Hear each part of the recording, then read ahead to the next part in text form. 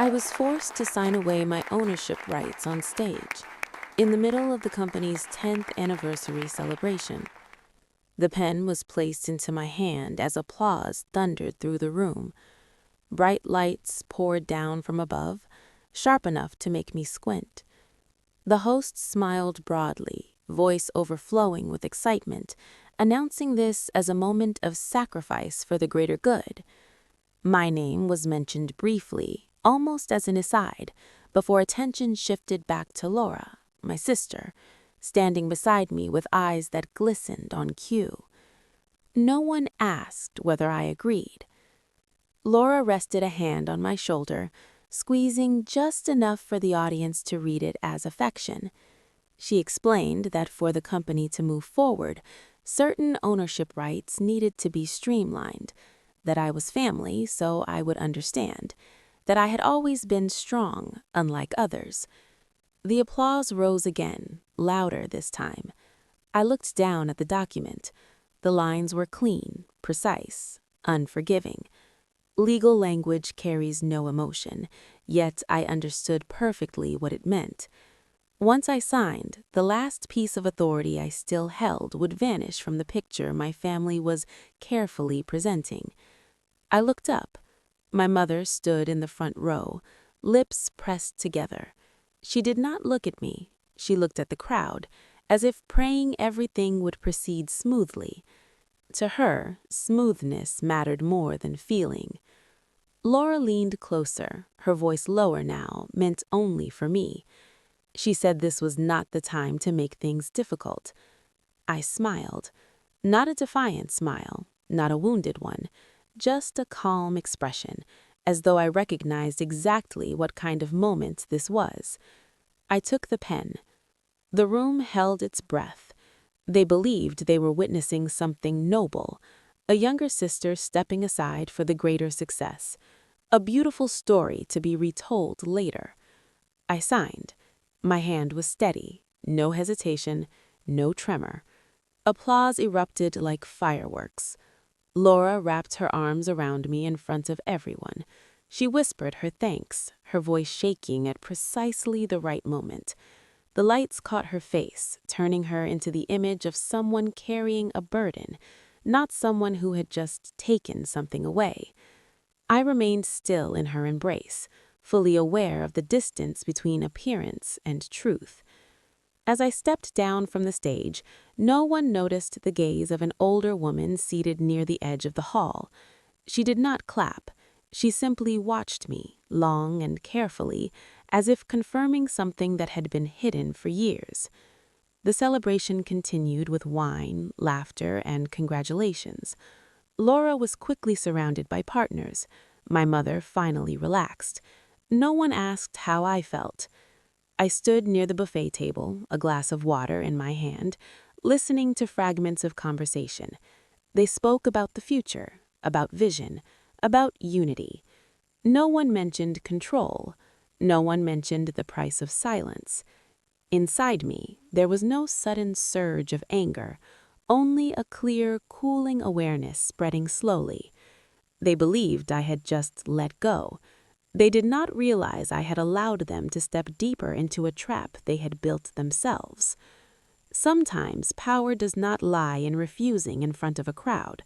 It lies in knowing exactly when to nod and allow the truth enough space to reveal itself.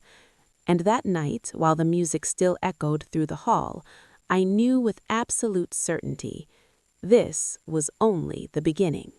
The applause followed me only halfway down the stairs.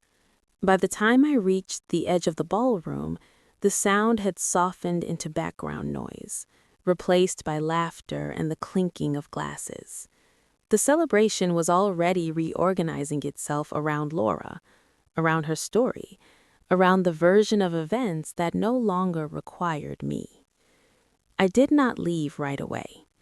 I stood near a tall window, watching my reflection overlap with the city lights outside.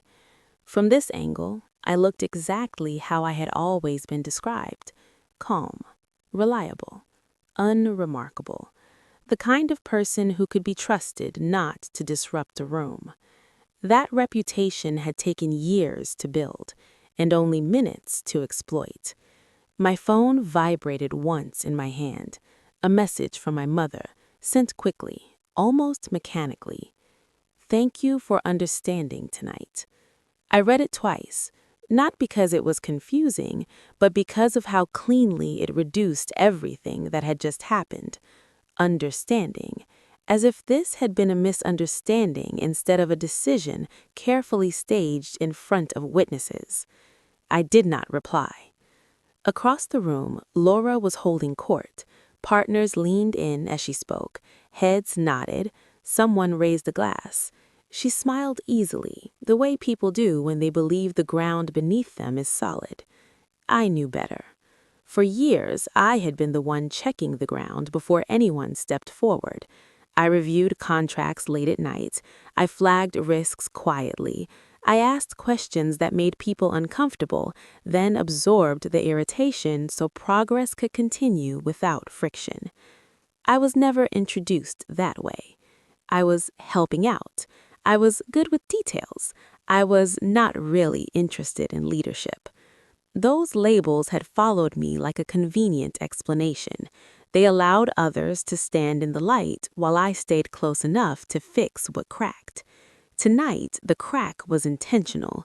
A man I recognized from legal passed me and hesitated. His eyes flicked to the stage, then back to me. He looked as though he wanted to say something, then thought better of it.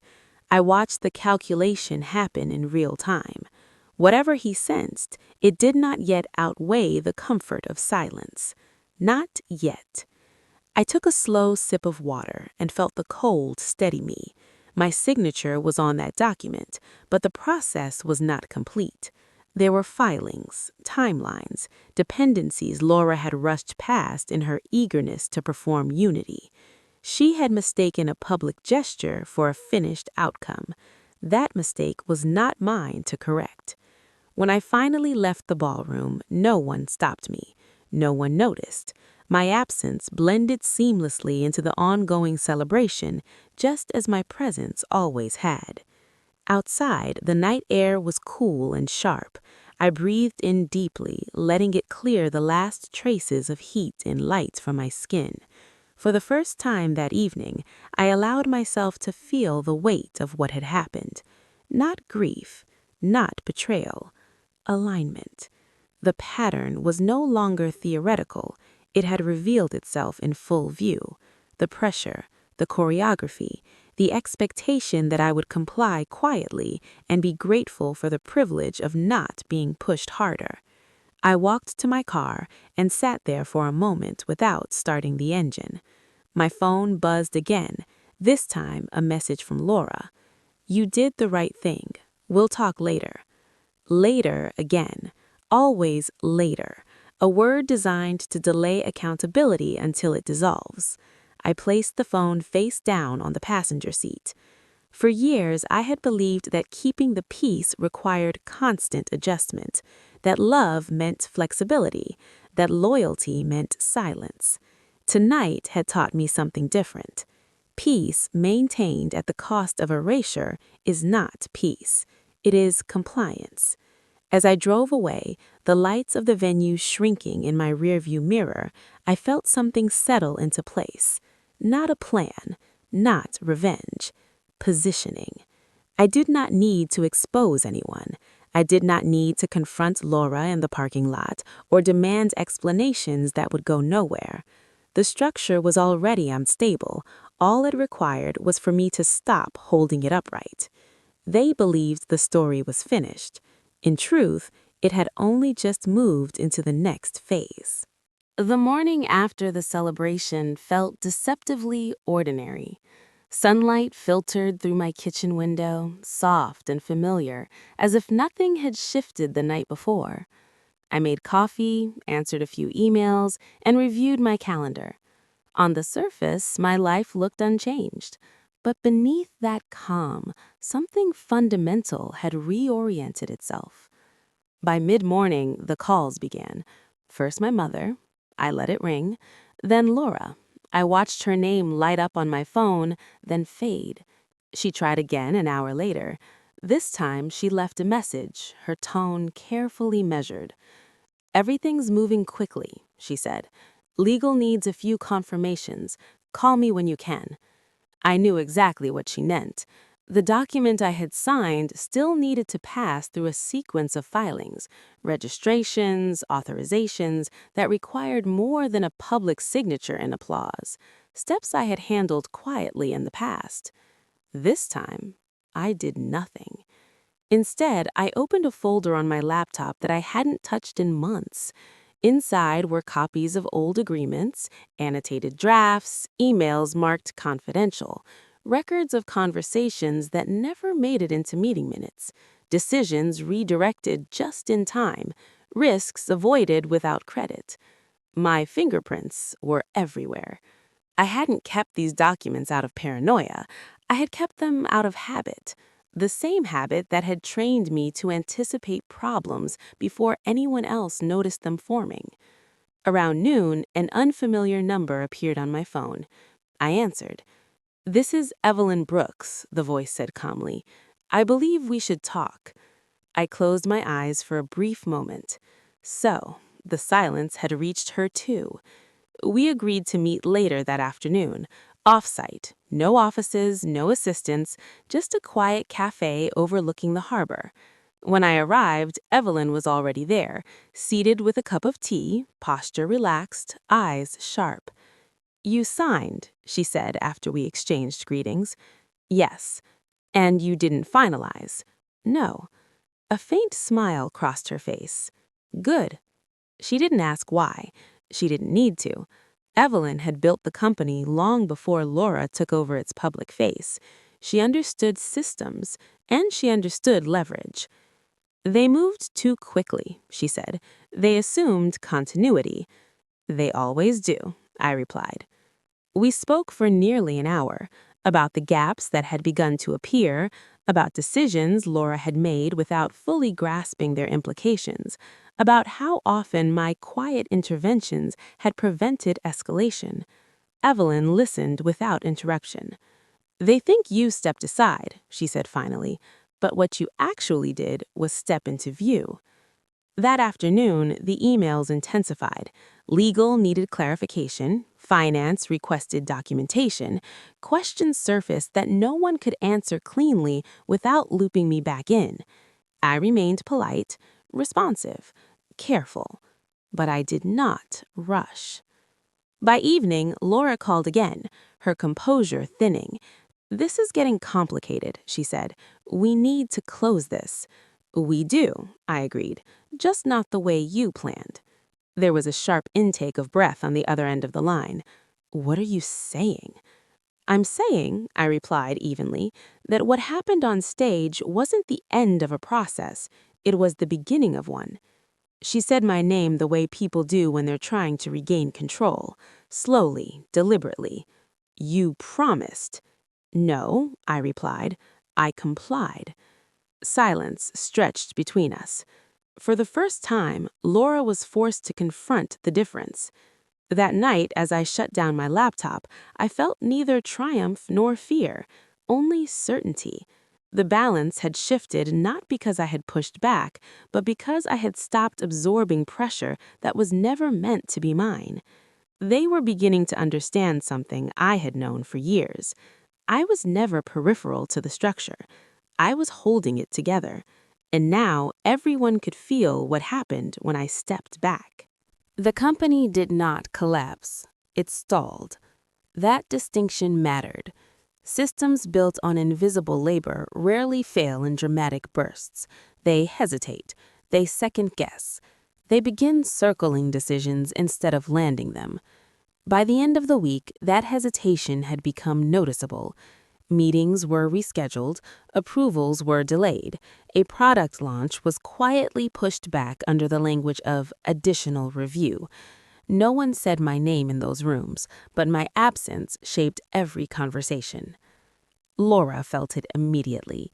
She arrived at my apartment unannounced on Friday evening, the confidence she wore so easily on stage now frayed at the edges. She did not sit, she paced. "You're doing this on purpose," she said. I poured myself a glass of water before answering. I had learned that slowing my body slowed the room. "I'm doing nothing," I replied. She stopped pacing. "You know what I mean. Legal is stuck, finance won't move without your sign-off, Evelyn is suddenly asking questions she's never asked before." I met her gaze. Those questions were always there. "You're being difficult," she said, her voice rising. "No, I'm being accurate." That word landed harder than anything else I could have said. Accuracy leaves no room for performance. Laura sank into the chair across from me, rubbing her temples.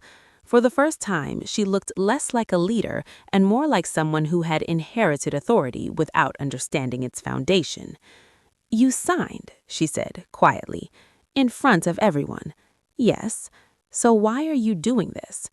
I considered her carefully, not with anger, with clarity.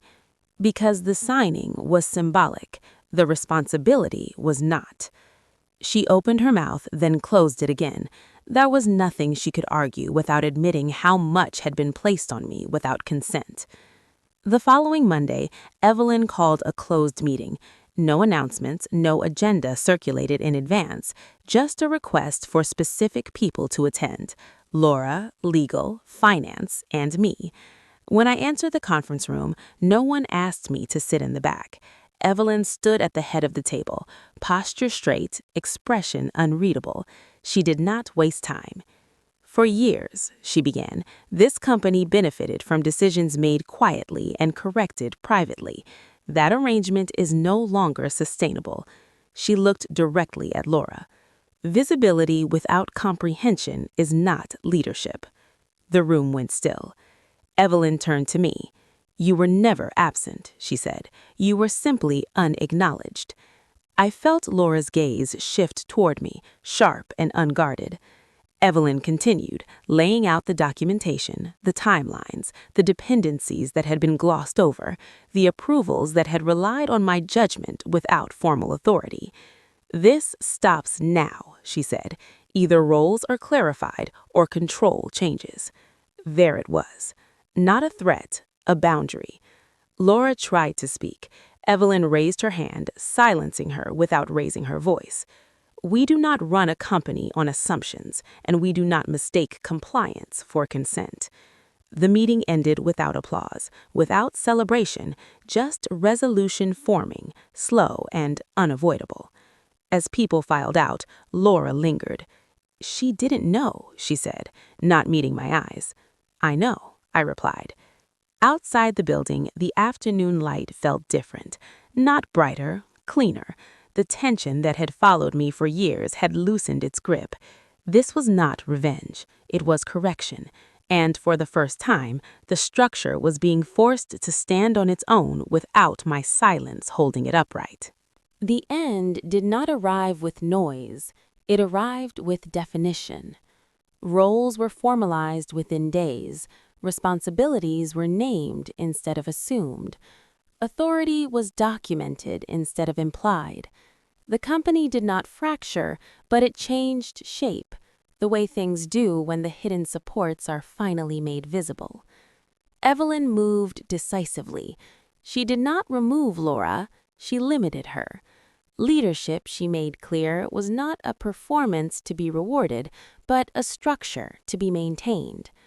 Laura retained her title, but not her unchecked control. Decisions now required accountability instead of momentum. Laura did not argue. She could not. Every attempt to reclaim ground only exposed how much of it she had never truly held. As for me, I was offered a choice: a formal role, clearly defined, with authority that matched responsibility, or a clean exit, with my prior involvement acknowledged and my future left entirely to me. For the first time, the decision was actually mine. I took the contract, not because I needed the position, but because clarity deserved to be completed. I refused vague language. I refused open-ended obligations. What I accepted was precise, limited, and visible. The first day I returned to the office under those terms, no one redirected me, no one softened my presence, no one treated me as a convenience. People asked questions, then they waited for the answers. Laura avoided me at first. When we finally spoke, it was not a confrontation, it was an adjustment. "I didn't realize how much depended on you," she said quietly. "That's the problem. It depended on me without ever including me." She nodded once. There was no apology shaped the way I might have wanted, but there was understanding, and that was enough to move forward without resentment. At home, my mother struggled more than anyone else. She had built her sense of order on smooth surfaces and unbroken images. The disruption unsettled her, but even she began to change her language. She asked instead of assumed. She waited instead of directing. Boundaries have a way of teaching, even when no one intends to learn. Weeks later, I attended another company event, smaller, quieter. No stage, no speeches about sacrifice. I stood among colleagues as an equal, not as an accessory. No one applauded me, no one needed to. That night, as I left the building, I caught my reflection in the glass. The same calm face, the same measured posture, but something fundamental had shifted behind my eyes. I was no longer holding things together from the shadows. I was standing exactly where my weight belonged. If this story felt familiar, if you have ever been asked to carry responsibility without recognition, to comply without consent, to stay silent so others could shine, you are not alone. Share your thoughts in the comments. Like the video if quiet clarity speaks to you. And subscribe to Still Waters Payback for more stories where power is reclaimed, not through noise, but through truth. Sometimes the strongest move is not refusal, it is precision.